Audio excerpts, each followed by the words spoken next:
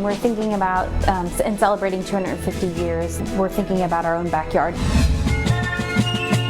50 stars, 13 stripes, celebrating one nation. Pieces of our country's history discovered right in our backyard, taking the spotlight in honor of America's semi-quincentennial. He really changed the nation, and he did it right here in Lancaster. Coming to Landis Valley is always a step back in time. What's more iconic in Valley Forge than the Conestoga wagon? History is all around us. So if we can find it, preserve it, and study it carefully, you can literally recover history that otherwise would be lost. From the iconic sites you might pass every day to the hidden gems that date back to the birth of our nation. It was laying in a beer box and covered in plastic, and I didn't even notice it. And the stories that are bringing the past back to life. When they tear up, I know I've made a connection. Tonight we take a trip through the ages and how the Susquehanna Valley became the keystone to history. And happy 4th of July weekend to you. Thanks for joining us. I'm Lori Burkholder. And I'm Jerry Gish. It's a special hour here on WGL as we highlight how Pennsylvania, and specifically the Susquehanna Valley, helped to shape our nation. 250 years ago, it started with the original 13 colonies on the East Coast. New York was a strategic key for both America and Britain, and nearly 1/3 of all revolutionary battles were fought there. South Carolina and Georgia were fighting off additional British invasions in the days leading up to July 4th. And in Pennsylvania, the Second Continental Congress convened in Philadelphia, bringing delegates from 12 of the 13 colonies together to provide leadership to the American colonies and eventually pave the way for the Declaration of Independence. And as Susan Shapiro shows us, that document is on full display now, 250 years later. The birthplace of democracy is now the 6th largest city in America, but history endures in Philadelphia. Independence Hall was the meeting place for the Second Continental Congress in 1776. Representatives of the 13 original colonies from New Hampshire to Georgia fiercely debated independence. So the Continental Congress declares independence on July 2nd, and then they turn their attention to the Declaration of Independence. Emily Sneff is a historian and author of When the Declaration of Independence Was News. She says the document, penned mostly by Thomas Jefferson and adopted July 4th, was like a press release to the world. He creates this structure with a preamble of natural rights, and that's where we find the parts of the Declaration that we know today. All men are created equal, life, liberty, and the pursuit of happiness. The list of grievances about King George III is the longest part of the 1,300-word document. As free and independent states. But the final paragraph is the most important.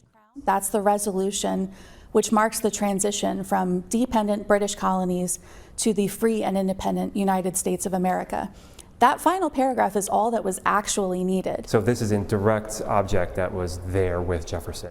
Jefferson's chair and different versions of the Declaration of Independence are part of a 250 exhibit at the nearby American Philosophical Society. This one's on paper, and this one over here is on parchment. This is the only known copy that's in parchment. So this is a rare, unique item. John Hancock and Charles Thompson were the only names on the first published version of the Declaration. The rest of the 56 signers came later. Just a document that sort of allows you to sort of be inspired and think bigger about what the nation could be or should be. In addition to newspaper printings, there were public readings of the Declaration. One of those readings took place July 8, 1776, Election Day, in the State House yard, now Independence Square. Colonel John Nixon read the Declaration before a large and diverse crowd. Bells rang out, 3 huzzahs were shouted, and then they burned the royal coat of arms at the State House. And no one could have guessed we would still be celebrating our founding document 250 years later. Marking America 250, Susan Shapiro in Philadelphia, Pennsylvania. And while our country has seen many changes over the last 2.5 centuries, one thing that hasn't changed is a farm in Lancaster County. Yeah, it predates the founding of our country. The Miller property was awarded the Tricentennial Farm Award by the Pennsylvania Department of Agriculture in 2019. It is the oldest farm in the state of Pennsylvania, 309 years old. Newsay's Bailey Martin met the brothers that keep the history alive at this tricentennial treasure. A farm that's older than the United States of America sits right off of Route 30 in Lancaster County, where thousands pass by every day. Yeah, I can remember when Route 30 wasn't there, so yeah, it's changed a lot. 1800 and I can't read that. Bob and Marlon Miller, two brothers, are now the 9th generation to keep the Miller farm running 3 centuries strong since 1717, when Hans and Jacob Brubaker first came over from Germany. They learned that land was available here in Pennsylvania from William Penn's agents or himself. It's part of what was to become East Hempfield Township. The Miller name officially brought on when Tobias Miller, Bob and Marlon's great-great-great-grandfather, married the Brubakers' daughter Elizabeth. One of their sons, Abraham, lived here, and he had 18 children, and one of them was Isaac Miller. And then he had 7 sons. The youngest one was John, and that was my brother's father. And so here we are. The history. Bob and Marlon carry on the legacy of those that came before them and are still here at the family cemetery on the property. The earliest person buried here was in the late 1700s. We feel a little bit of a responsibility to honor that. The farm that once had cattle and grew tobacco, corn, celery, and more is a preservation of their ancestry and their entire lives. So this is was my dad's first tractor. Marlon now keeps a collection of vintage tractors there, all red, just like his grandfather and father used. My dad, before I was old enough to safely operate tractors, I'd watch him in the fields plowing. Watch your head here on this sickle bar mower. Marlon now oversees the crops, planting soybeans and hay. And we have a few pigeons.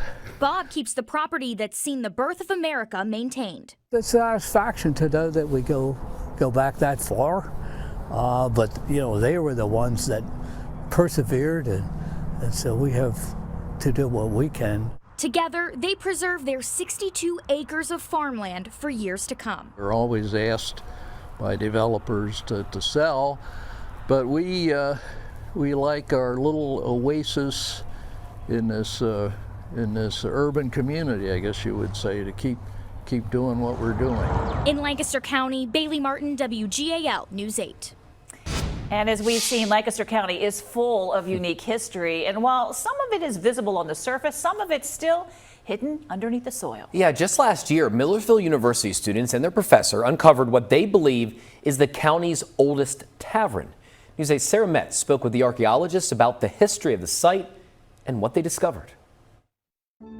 What looked like a simple pasture in East Donegal, Lancaster County, turned into a precious discovery with findings older than the country itself. I always tell my students that our goal is to find the history that's not in the history books. And if we do that, then we've done our job. Dr. Timothy Trussell is an archaeologist and professor at Millersville University. He spent weeks before the 2025 school year looking for the perfect site of early Scots-Irish settlement to take his field study class to. They had already sat through numerous archaeology classes, and so this was the chance to put it into practice. A chance to dig and uncover. As we excavated down, we did find that the soil layers and the stratigraphy was relatively intact. With each layer revealing another part of American history. We have things from the Revolutionary War period. We have things from the Civil War. And the earliest to date, the pioneering period, about 307 years ago. That era is a bit of a mystery. A lot of the descriptive documents that you'd love to have, you just don't have for the pioneers. Dr. Trussell says that's why archaeology is so important. The early stuff didn't come out until much later in the excavation when we're really down deep. And we started finding a few of those rare early 1700 ceramics that told us, absolutely, this is the Galbraith Ordinary. An ordinary built by John Galbraith. LancasterHistory.org helps us tell Galbraith's story. He was a settler from the north of Ireland who came to Lancaster County with his father and brothers. Records show Galbraith applied for an ordinary license with the Chester County Court in 1720.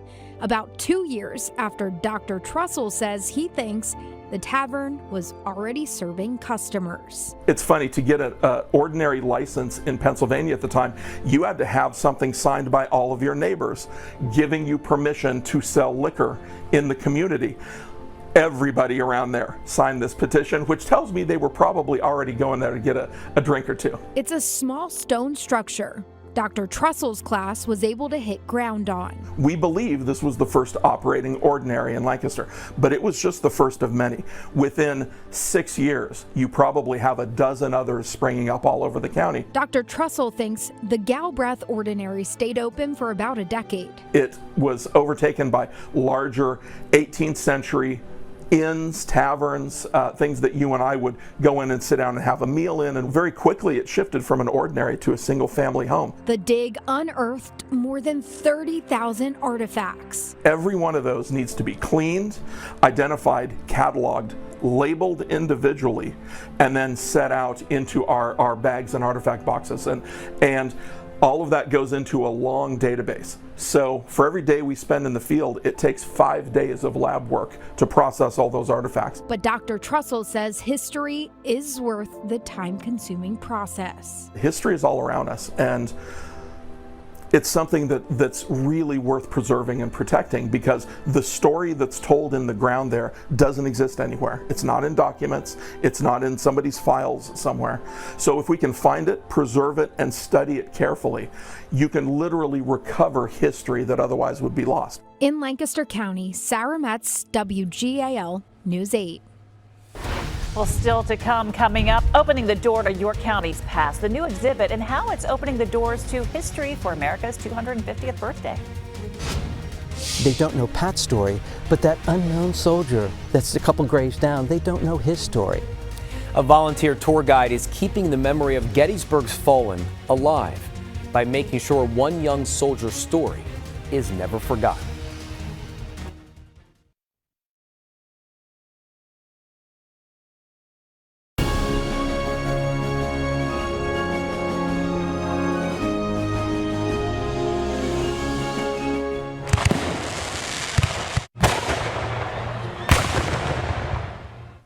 A patriotic tradition in Lancaster with the annual Independence Day celebration at Longs Park.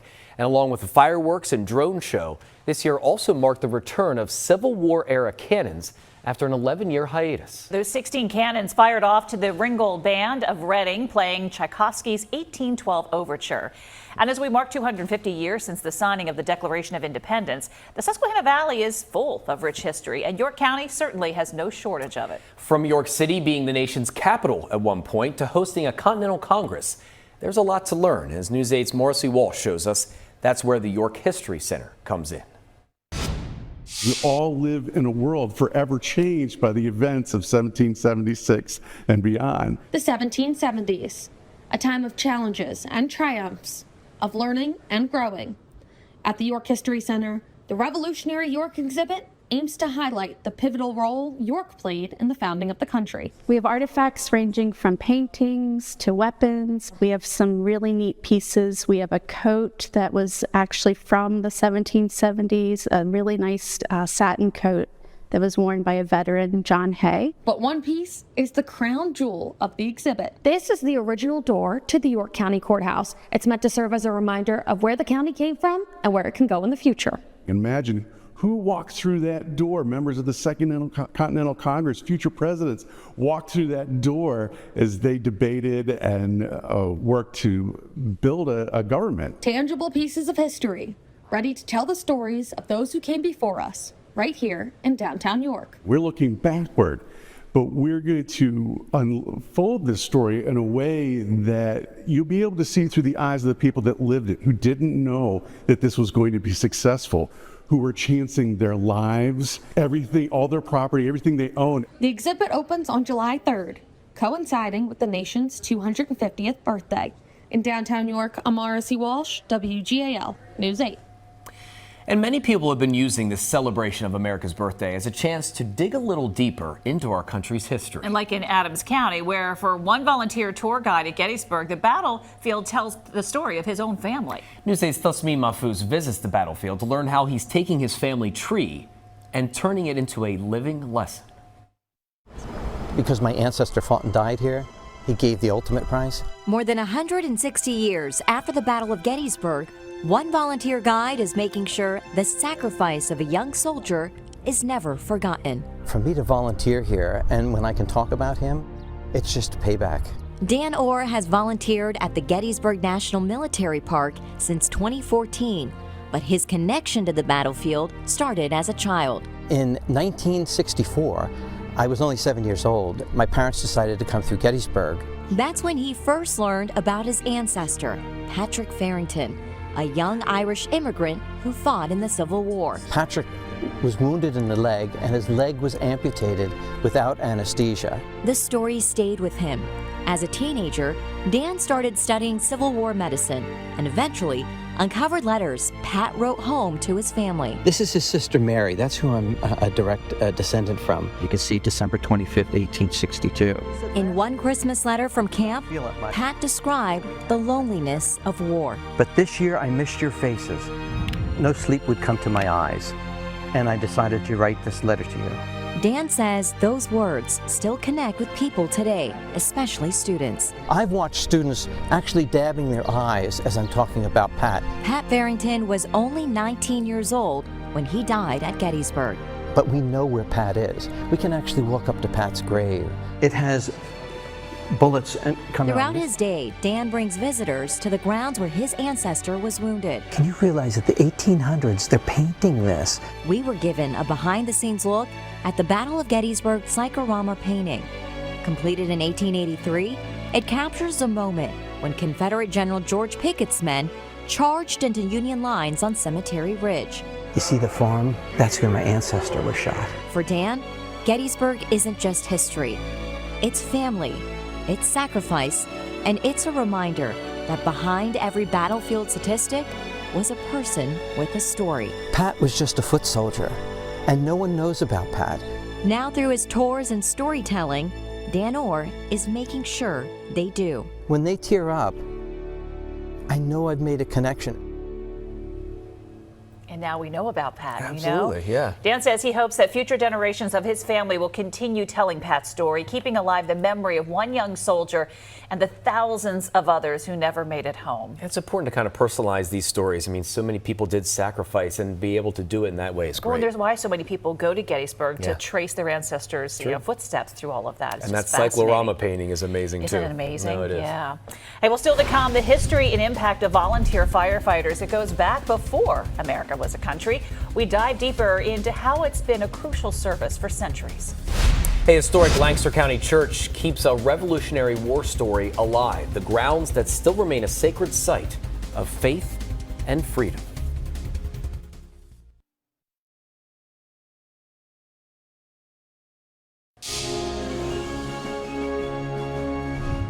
It's July 4th, and of course it's a special one this year, marking 250 years of the creation of the United States. And we've been highlighting how not only Pennsylvania, but specifically the Susquehanna Valley has played a key role, like volunteer firefighting. The effort has helped shape America since the 1700s. At News 8's Today, Regina Ahn is sharing the history and relevance of the men and women who dedicate their lives to help people in their biggest time of need. When you see those lights and hear the sirens, you know help is on the way. If you're in trouble, your house is on fire, you're trapped in a car, how soon do you want somebody there to help you? A service we rely on every day was started in part by one of America's founding fathers, Benjamin Franklin. He felt that there was a need to organize better fire protection when there was a fire that occurred in Philadelphia. December 7th, 1736, the Union Fire Company was formed in Philadelphia. Also known as the Bucket Brigade, 26 volunteers, each with 2 buckets in hand to help fight fires. Once you had a fire, everybody brought their buckets. So now you had a way to convey water from a water source to the fire itself. Piston pumps in a wooden box would be an upgrade in the 1800s. It would move the handles up and down, move the pistons, and pump the water out with the nozzle at the top of that. Nowadays, 911 dispatchers help alert firefighters to different calls with tones and alerts. In the early days, it was a little bit different. Back then, they would have a town crier were somebody that was on patrol, and that person, they were equipped with a rattle. They would be yelling, "Fire, fire, throw out your buckets," was a big term that they would use then. Up to the late 1700s, many fire companies were strictly volunteer. Call volumes were low. In fact, David says it would be years sometimes without one single call. It was nothing like it is today. From 1736 to today, a lot has changed in the firefighting world, but one thing that has remained the same is a commitment to service. If you look carefully at our patch, it'll mention loyalty, faith, and charity. Captain Susie Sutton with Lafayette Fire Company began volunteering nearly 10 years ago. There's some people that have dreamed of serving as a firefighter since they were a little kid.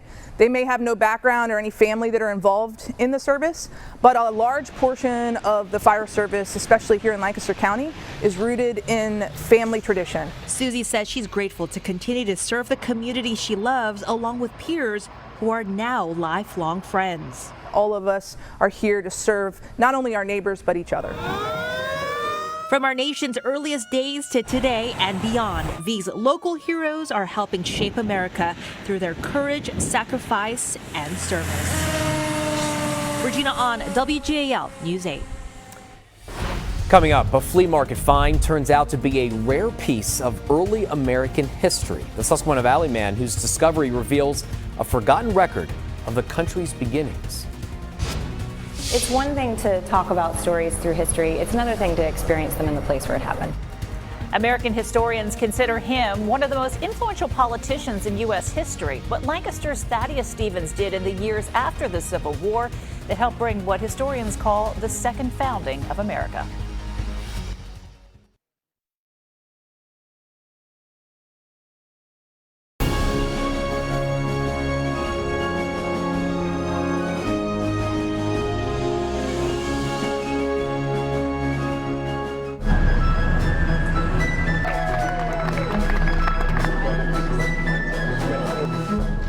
It's a celebration of America months in the making. Here's a look back at some of the bells installed across the Susquehanna Valley in honor of America's birthday. And the Bells Across PA initiative gave artists in each county the chance to paint a Liberty Bell replica in images that best represent their backyard. Thanks for staying with us. I'm Lori Burkholder. And I'm Jerry Gish. Well, it's a find at a local flea market that turned out to be historic. Never know what you're going to find here. Continuing our 250th coverage, News 8's Tom Lehman shows us a special find for one historic reenactor that tells the story of the young United States and Pennsylvania.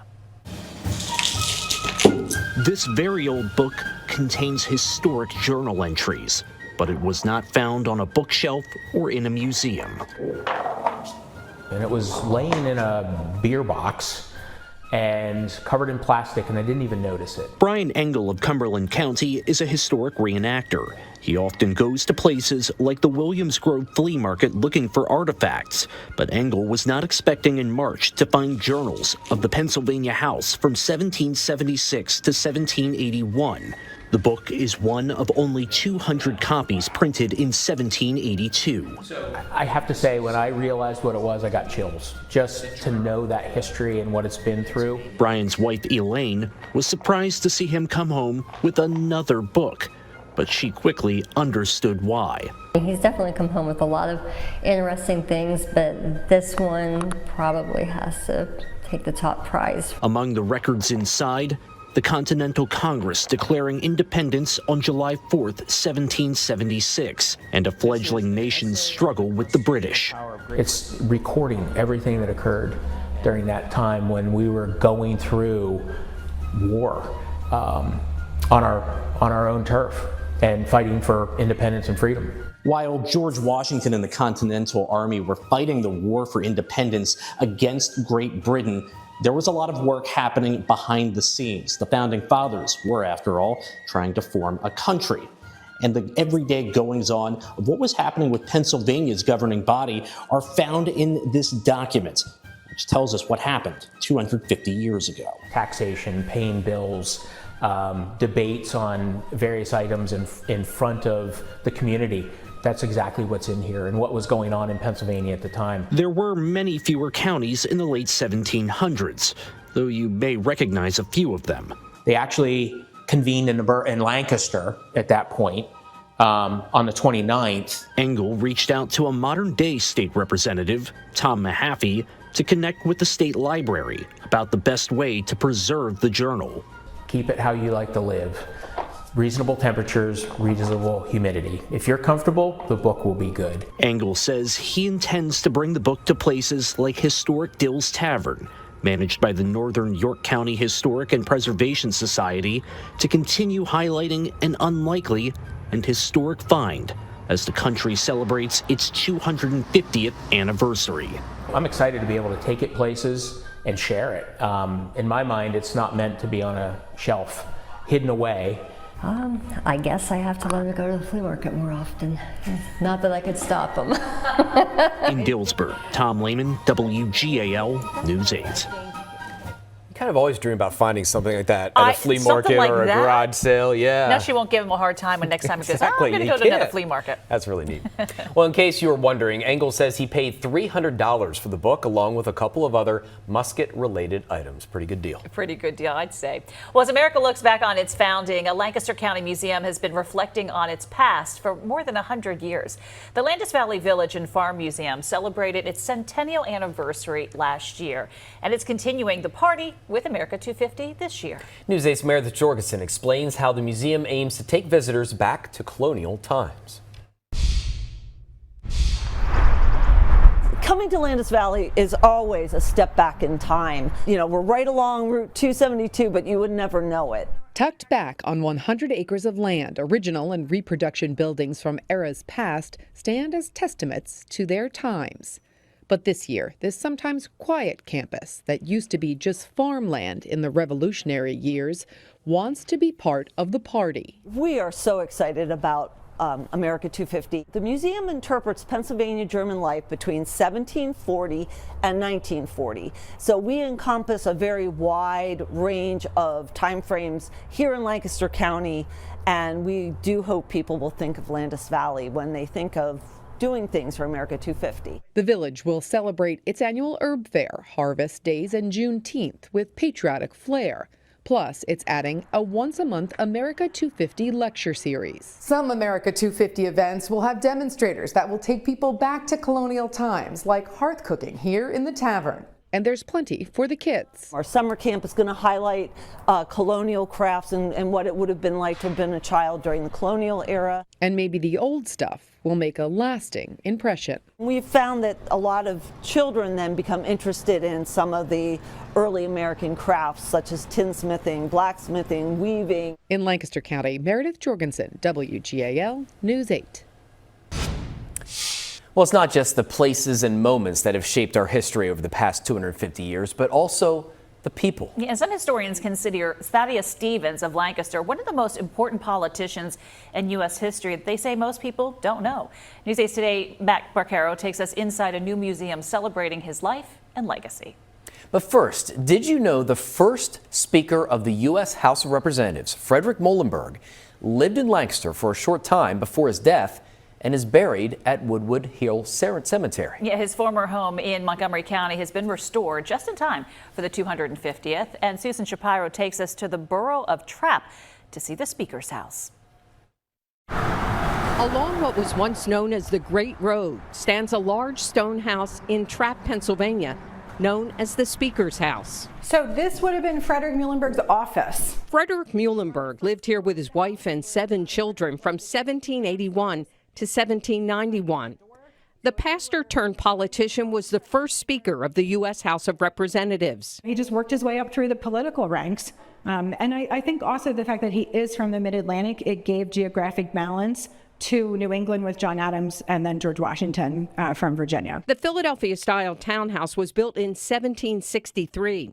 It fell into disrepair and was threatened with demolition. Historic Trapp purchased it in 2001. With the goal of an authentic restoration to the time of Muhlenberg. He could walk in the door and say, yep, this is how I left it. This all looks familiar. This is home. Craftsmen from 18th century restorations and others have been working on the project ahead of America's 250th celebration. We have the fragment that shows. It has taken a lot of archival and architectural research down to the plaster, the style of molding, and paint colors like Prussian blue. It's It's a lot of more careful deconstruction than demolition. Muhlenberg also operated a general store on the property.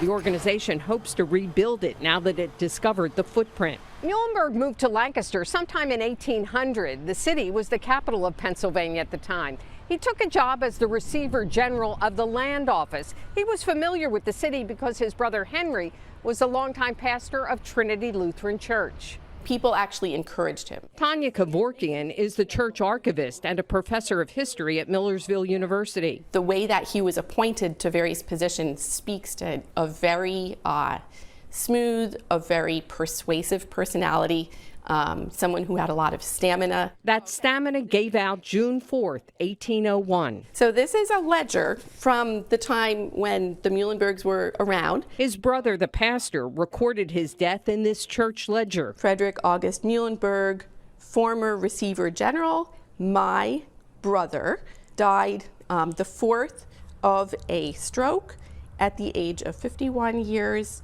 5 months, and 2 days. Muhlenberg is buried at Woodward Hill Cemetery in Lancaster.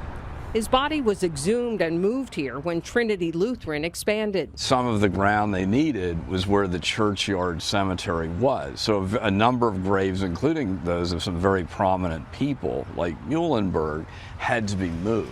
He's in good company, not far from President James Buchanan's gravesite. 2 Pennsylvanians who played important roles in the early days of the nation. Susan Shapiro, WGAL News 8. His face and name might look familiar, but the impact Thaddeus Stevens has had on American history is now the focus of a new center. He really changed the nation, and he did it right here in Lancaster. Robin Surratt is president and CEO of Lancaster History, which spent years building the new Stevens and Smith Center for History and Democracy on East Pine Street in Lancaster. This is a recreation of his law office? This is where his law office was. So he moves to Lancaster in 1842, purchases these properties at a sheriff's sale. He had an eye for business. The museum is built on the spot where Stevens lived and worked during the Civil War era, and from where he launched his career in Congress.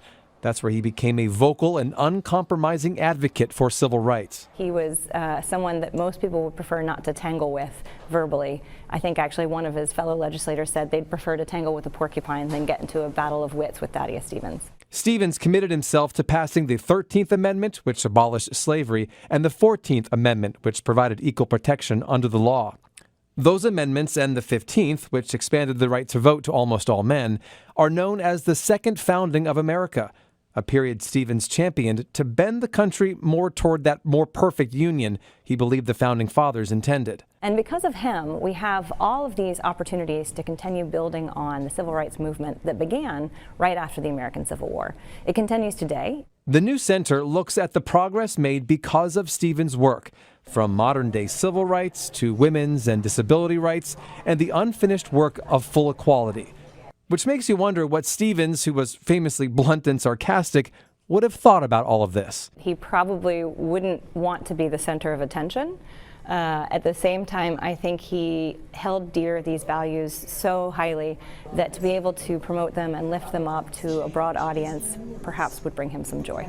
In Lancaster, Matt Barquero, WGAL News 8. Well, right now, communities across the country are reflecting on the places that help shape the nation's history. And one of those places is right here in the Susquehanna Valley in the city of York. And News 8's Michael Fuller takes us to the Colonial Complex to tell the story of a city that played a pivotal role during the Revolutionary era.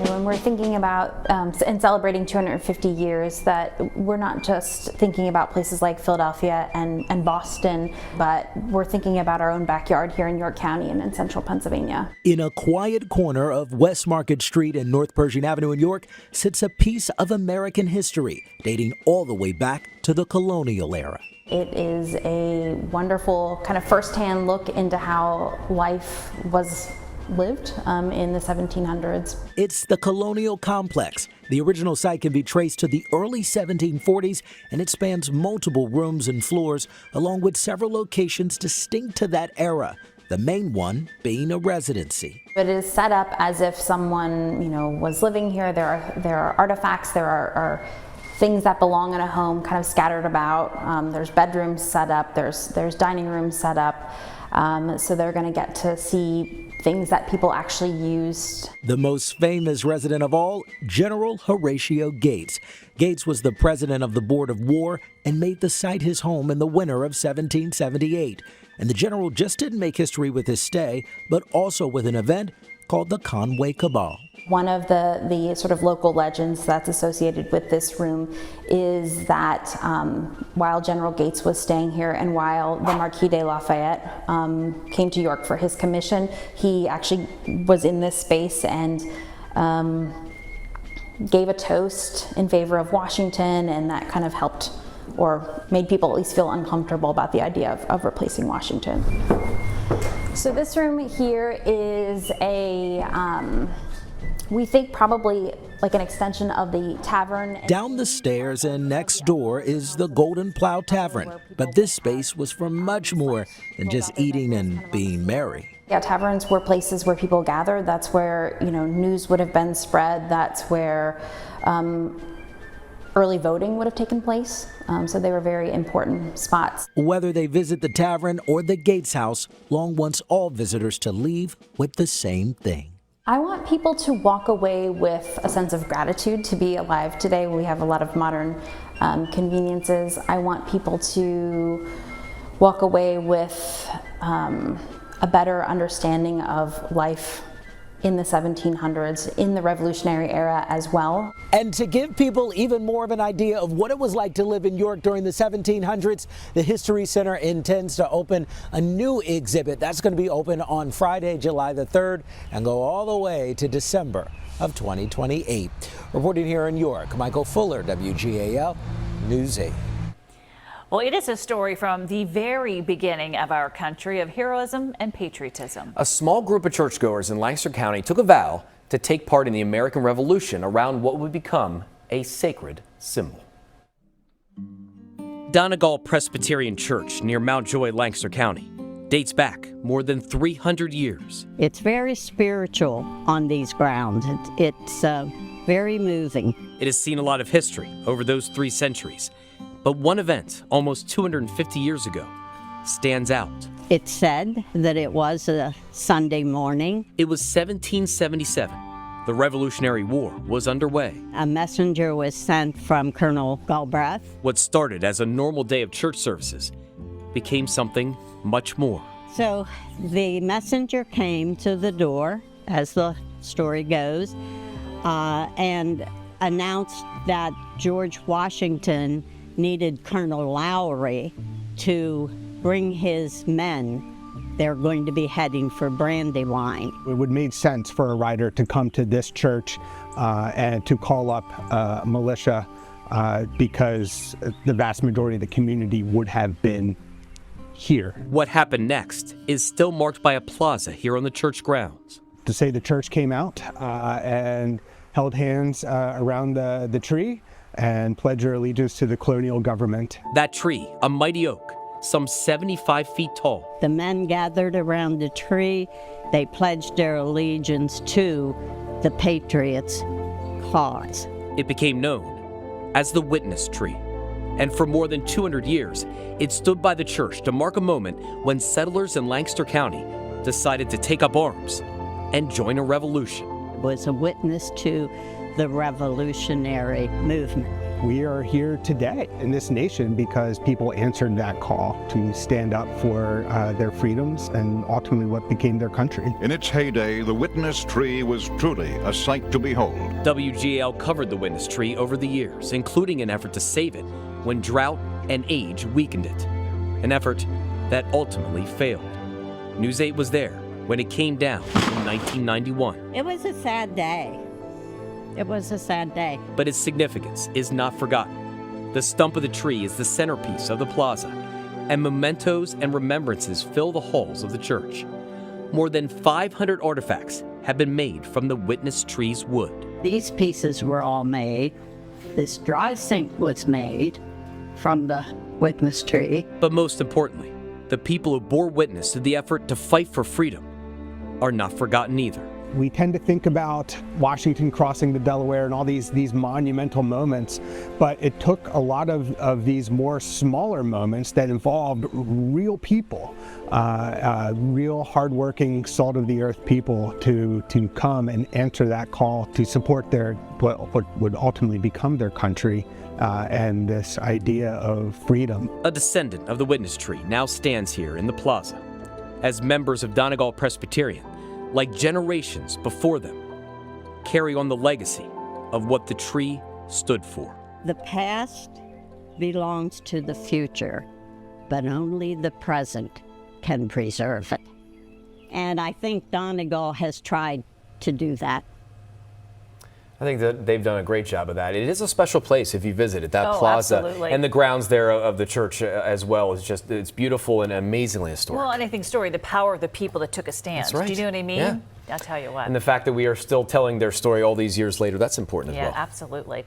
And well, still to come, history still on the menu in Lancaster City. We head to the Central Market where tradition is passed down from stand to stand. A musical celebration in Lebanon County. We're taking a stop along the Wooden Token Trail in honor of America's birthday.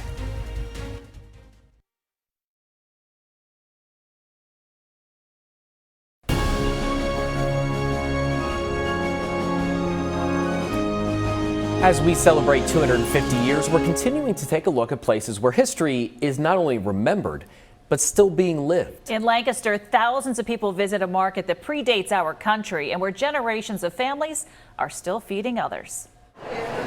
Did you want a bigger one? Like that one maybe.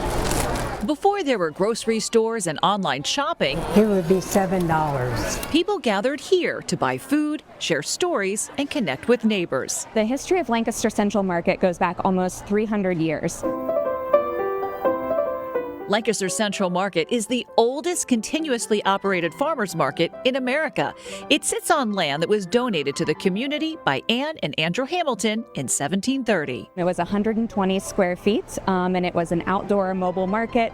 Produce was sold from wagons and horseback. In 1889, the market house was built in just 6 months, and it's still welcoming thousands of visitors each week. What has been so special about this is how Market has continued to be a central part of this community. This is all lettuce. All this is lettuce. One of the oldest stands is Groff's Farms. It's 4 generations that we are working here. For over 70 years, the Groffs have been selling produce grown on the family farm at their stand in Market. They've been coming since my grandmother's mother came. It's a tradition. It's wonderful. It keeps changing, but we're glad for all the people that still keep coming back. Doing well. Thank you, and yourself. Just around the corner, another piece of Lancaster history continues at Long's Horseradish. Well, it was started in the 1900s when the first ancestor came over and he had a push cart. The business still uses equipment that's more than a century old. It works well, so why change it? Every step of the way it's done by hand. So the fresher you can get it, the better it tastes. It's delicious. You can't find it anywhere else. Can I help you? As the nation celebrates its 250th birthday, Central Market stands as a reminder that America's story isn't just found in monuments and museums, but in the places where generations gather, businesses are supported, and traditions are passed down. It's mind-boggling to think about how steady this location has been to predate our country's history. It's also a reminder that history isn't just preserved, it's still being made. There you are. Have a good day. Thank you so much. And history parked in plain sight in Lancaster County as a collector showcases a rare and complete Conestoga wagon. Newsday's Susan Shapiro reports on the significance of these legendary wagons that once hauled goods across a young nation. This large dairy barn in Lancaster County is now a museum of sorts, loaded with antique tools, implements, and farm equipment. Right here we have a lot of plows, actually wooden plows. This whole part is wood. Probably early 1800s, some could be late 1700s. Michael Baltoser grew up on this farm and has been collecting this stuff for years. This is America. Along the road, he added Conestoga wagons to his collection. The Conestoga wagon built the country, in the 1700s and in the 1800s. The wagons, with their wooden boat-like shape, were developed in what was known as the Conestoga Valley in Lancaster County. They were used to haul farm goods and other products to towns and cities. The design helped keep the load in the center of the wagon. They were built by the thousands, but few have survived in original condition. This one, made in Adams County and signed by the blacksmith, is an exception. There's very few restorations done to this particular wagon. Some wagons you see, they're repainted or highly restored. There's probably only 20 or 30 wagons left in the country. Baltoser knows his way around a wagon that was usually drawn by 6 huge Conestoga horses with a driver who walked for most of the journey. If you get lazy, it's called lazy board. You could sit up here like this a little bit to get off your feet a little bit. Every Conestoga wagon had what's known as a toolbox. Some were plain, others had more elaborate ironwork. But they probably didn't keep many tools in these. They're rather small, probably just lunch. To help celebrate America's 250th, Baltoser is taking the historic Conestoga wagon to Valley Forge. It will be on display at an antiques show. Well, it's a very iconic, and it's at Valley Forge. And what's more iconic than Valley Forge is the Conestoga wagon, Draw people to the antique show. And give the crowd an authentic view of the early days of transportation in America. In Lancaster County, Susan Shapiro, WGAL News 8. Well, before we go tonight, we're taking you along Lebanon County's Wooden Token Trail, highlighting some of the area's historic sites. And News 8 Today anchor Caitlin Smith is taking us to one stop that just might be music to your ears. Check out the interesting things that you can learn at the Mount Gretna Historical Society. Ralph Zimmerman is here to show us the organ. This is one of the highlights at this location, dating back to 1926, Ralph? Yes. So at one time, Mount Gretna had 2 amusement parks that rivaled Hershey Park, and this organ was part of the carousel at the Gretna Park. So we also had 3 hotels here in Mount Gretna at one time, and a narrow gauge railroad that took the National Guard and visitors around the town. And so for 50 years, the Pennsylvania National Guard actually called this home before moving to Indiantown Gap. Why did you want to be one of the stops along this wooden token trail? We're supporters in celebrating Lebanon County's participation in the 250th anniversary of America. And in the last few years, Chautauqua celebrated the 125th year of its existence. So. This is one stop. You can learn way more about that. Ralph Zimmerman, very knowledgeable here. And we understand the organ is loud, but we are going to hear it. I'm Caitlin Smith in Lebanon County for WGAL News 8. Let's fire her up.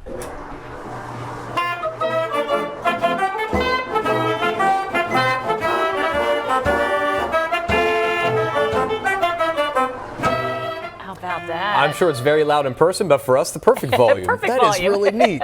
Yeah. I love it. Hey, thank you so much for spending your July 4th with us here during this America 250 Keystone to History special. I'm Jerry Gish. And I'm Lori Burkholder. Hope you got a lot of history in there and learned a couple of things along the way. But don't go anywhere, because coming up next is Macy's 4th of July fireworks and laser show in New York City. Enjoy. Have a great night.